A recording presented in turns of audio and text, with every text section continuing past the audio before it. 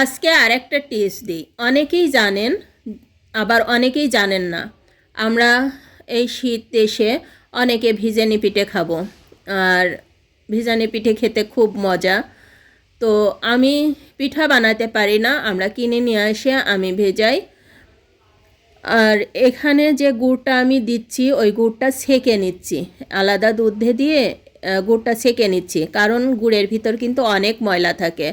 গুড় কিন্তু জাল দেওয়া হয় খেজুরের বাগো হুড়ো জাবর দিয়ে, এই জন্য ছেঁকে নিয়ে আমি দুধের ভিতর ঢেলে দিলাম। এই গুড়টা তো অত ময়লা নাই, কিন্তু কিছু কিছু গুড়ে কিন্তু অনেক ময়লা থাকে, যেটা দুধের উপর ভেসে ভেসে বেড়ায়। তারপরও গুড়টা ছেঁকে নেওয়াই ভালো, তাই আমি ছেঁকে নিলাম। আর এই গুড়টা খুবই খাঁটি, আমি জায়গায় দাঁড়িয়ে থেকে প্রতি বছর গুড়টা নিয়ে আসি, সেই কারণে গুড় দুধের ভিতর একসাথে দিলেও দুধটা ফেটে যায় না। খাঁটি গুড় হলে আপনি দুধের মধ্যে যেভাবেই দেন না কেন দুধটা নষ্ট হয়ে যাবে না।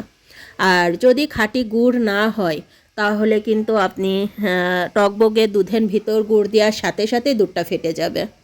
এজন্য অনেকেই প্রসেসিং করে দেয়, তবে আমার এই গুড়টা অনেক খাঁটি, এই আমি যে কোনোভাবেই দুধের ভিতর দিলে দুধ নষ্ট হয়ে যায় না।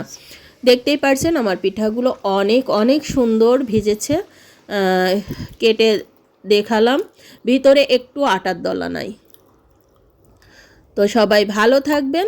আমার ভিডিওটি যদি ভালো লাগে লাইক কমেন্ট শেয়ার করে পাশে থাকবেন। আল্লাহ হাফেজ, আসসালামু আলাইকুম।